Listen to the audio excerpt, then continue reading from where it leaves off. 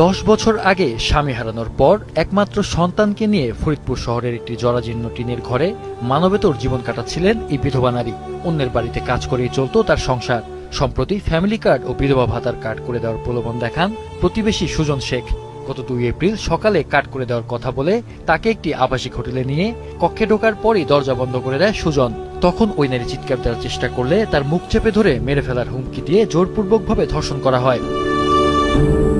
বাড়িতে ফেরার পর অসুস্থ হয়ে পড়লে তাকে ফরিদপুর মেডিকেল কলেজ হাসপাতালের ওয়ান স্টপ ক্রাইসিস সেন্টারে ভর্তি করা হয়। সেখানে 4 দিন চিকিৎসা শেষে বাড়ি ফিরে এসে মঙ্গলবার বিকেলে কোতোয়ালি থানায় মামলা দায়ের করেন তিনি। ফ্যামিলি কার্ড করে দি মানে আর বিপদা কার্ড করে দি মানে 2টা কার্ড করুন তোমার অফিসে যাইতে হবো। রুমের ভিতরে আটকে তারা সালাই আমার মুখ যাইতে ধরে তারা সালাই কিছু যদি কথা কস তাহলে এর কাছে যদি কস তাহলে তোর মাঝে হালাম।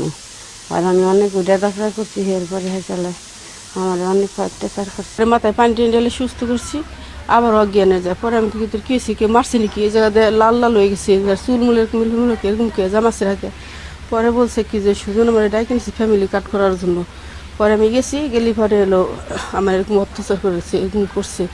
বিকেলে রাজধানীর হাজারীবাগ থেকে অভিযুক্ত সুজনকে গ্রেপ্তার করেছে র্যাপিড অ্যাকশন ব্যাটালিয়ন। পেশায় বাস চালক সুজন শহরের পশ্চিম আলিপুর এলাকার মৃত হালিম শেখের ছেলে। ফ্যামিলি বাধা দিবে বললে তাকে প্রলোভন দেখায় মানে একটা ভাঙ্গা রাস্তার মোড়ে একটা হোটেলে নিয়ে তাকে জোরপূর্বক দর্শন করছে।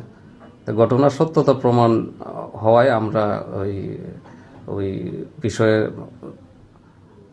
নারী শিশু আইনে মামলা নেই। এদিকে কুষ্টিয়ার মিরপুরে 6ষ্ঠ শ্রেণীর এক স্কুল শিক্ষার্থীকে ধর্ষণের অভিযোগ উঠেছে।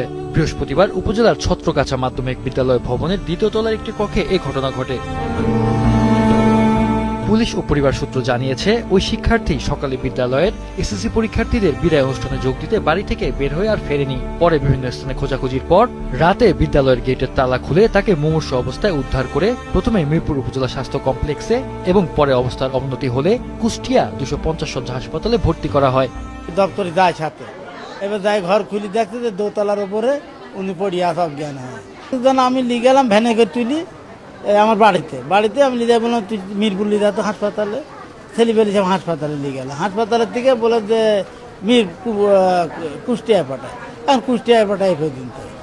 স্কুলে গেছে 9টার সময়, যাওয়ার পর স্কুলে অনুষ্ঠান ছিল, চৌধুরী আসি ভাষণ দিয়েছে। দেওয়ার পরে বান্ধবী কষছে যে বান্ধবী সব বাড়ির যায়, কেউ আসেনি। এখন বললো যায় দোতলায় উঠি বসার পরে ঘুমে ধরছে, ঘুমা গেছে। পরে চেতনায় মনে করছে বাড়ির যায়, দেখছে গেট মেট বন্ধর পরে সেখনও মনে করছে এখন তো মানুষ নাই, বলে 3 তলা ঝাঁপ দিয়ে 2 তলায় ব্যাগ ট্যাগ ফেলছে যে মানুষ শব্দ দিবি না। আর কোনো শব্দ পাইনি। পরে ওরা কি হয় তার করতে পারে না আর করতে পারছে না এই পর্যন্ত। আমার মাথা যন্ত্রণা করতেছিল, তাই চলে এসেছিলাম ক্লাস থেকে ব্যাগ নিয়ে আসে 3 তলা সিঁড়িতে বসেছিলাম। হাসপাতালের আবাসিক মেডিকেল অফিসার জানিয়েছেন, ওই শিক্ষার্থীর শরীরে ধর্ষণের আলামত মিলেছে। প্রাথমিক স্বাস্থ্যসেবা দেওয়া হয় এবং তাকে ভর্তি করা হয় গাইনি ওয়ার্ডে। তো আজকে সকালে তার স্বাস্থ্য পরীক্ষা করা হয়।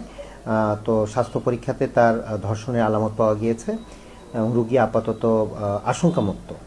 তবে কারা এই ঘটনা ঘটিয়েছে তা এখনো নিশ্চিত হওয়া যায়নি। সন্দেহভাজনদের গ্রেপ্তারে কাজ করছে আইন শৃঙ্খলা বাহিনী।